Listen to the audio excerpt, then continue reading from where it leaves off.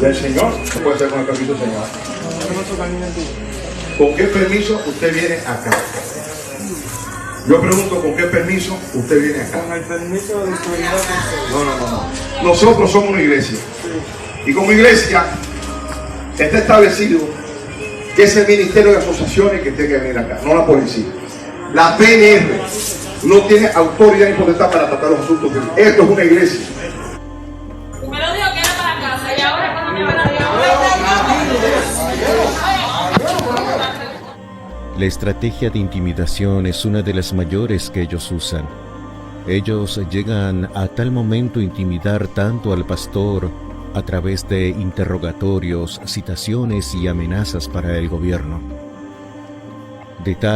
A tal manera que el pastor llega un momento a sentir miedo y temor, no solamente por él, sino también por su familia, porque las amenazas también son continuas. Ellos logran de que el pastor o salga del país, o hay otros que no, que han decidido continuar en el país y muchos terminan presos. Y es que en la actualidad se estima que hay en torno a 7 millones de cristianos en Cuba que diariamente tienen que vivir esta intimidación y esta represión, de los cuales un 10% pertenecen a la fe evangélica, así como el pastor Lorenzo Rosales, que allá por 2022 fue condenado a 7 años de prisión, acusado falsamente por falta de respeto, agresión, incitación criminal y desorden público. Que al igual que muchos otros líderes religiosos, el pastor Fajardo se unió a las protestas pacíficas de todo el país, en las que miles de personas pedían democracia y reformas económicas. Cuando una persona nace en un ambiente de persecución y toda tu vida has estado viviendo bajo ese ambiente y aceptas a Cristo como tu Salvador, sabes que la persecución para ti va a ser, pudiéramos decir, un reto más a enfrentar.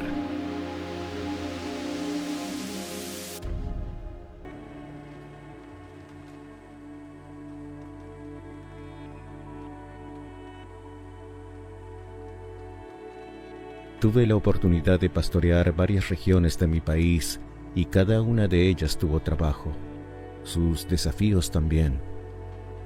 Toda medida que el gobierno aprueba, por lo general va en contra de los principios bíblicos. Y es ahí entonces donde surge este conflicto. Un conflicto que ha venido teniendo entre la luz y las tinieblas, porque la iglesia se levanta como luz. Y es por esa razón que el gobierno desea silenciar la voz de la iglesia.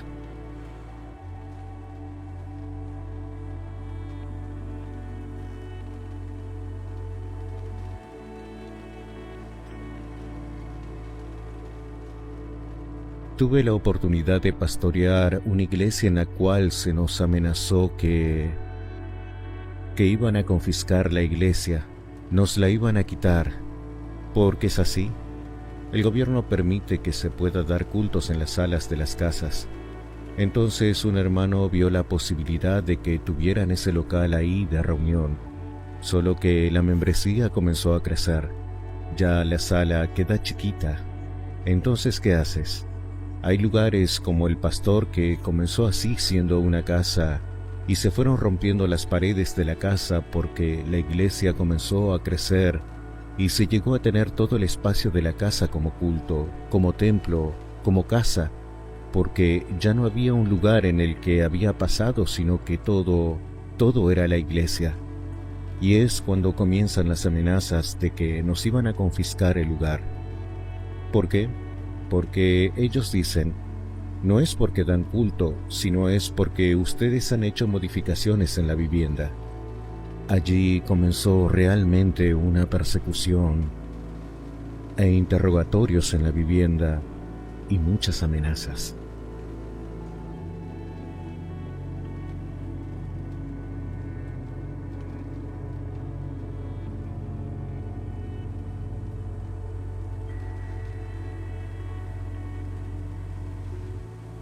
Te sientes muchas veces con temor.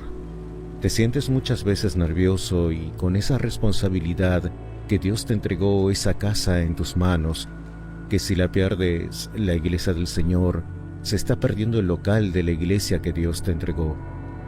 Pero Dios se manifestó de una manera maravillosa.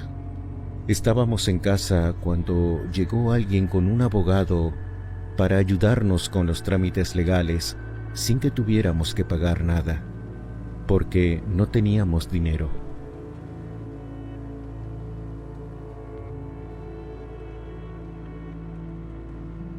La estrategia de intimidación es una de las mayores que ellos usan. Ellos llegan a tal momento a intimidar tanto al pastor a través de interrogatorios, citaciones y amenazas para el gobierno. A tal manera que el pastor llega un momento a sentir miedo y temor no solamente por él, sino también por su familia, porque las amenazas también son continuas.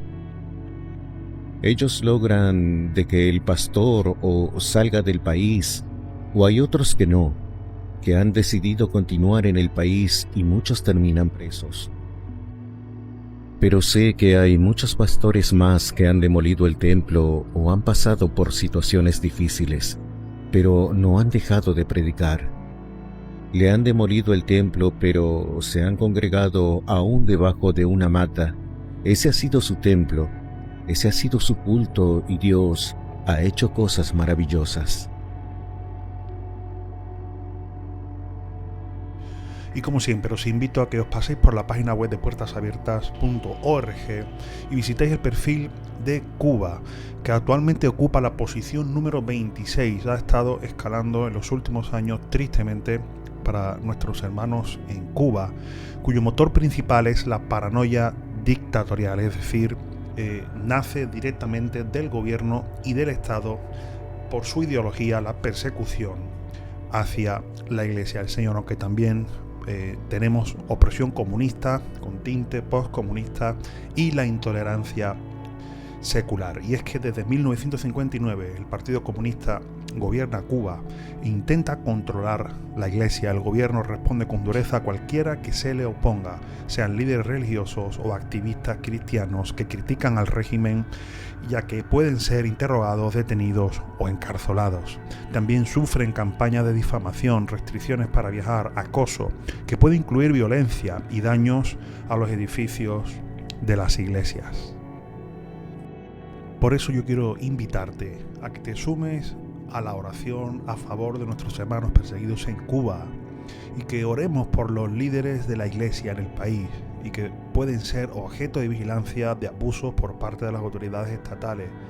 Vamos a pedirle también a Dios que les dé fortaleza y sabiduría. También vamos a orar por todas las iglesias, tanto las registradas como las que no lo están, para que puedan permanecer abiertas. Oremos para que el mensaje que escuchan las autoridades que vigilan estas iglesias les conmueva. Y por último, vamos a pedir también a Dios que provea fortaleza y ánimo a los creyentes cubanos mientras caminan con Él a pesar de la opresión que están recibiendo. Así que si te ha gustado este vídeo, por favor suscríbete al canal, compártelo con otros y nos vemos en el siguiente vídeo. Que Dios te bendiga.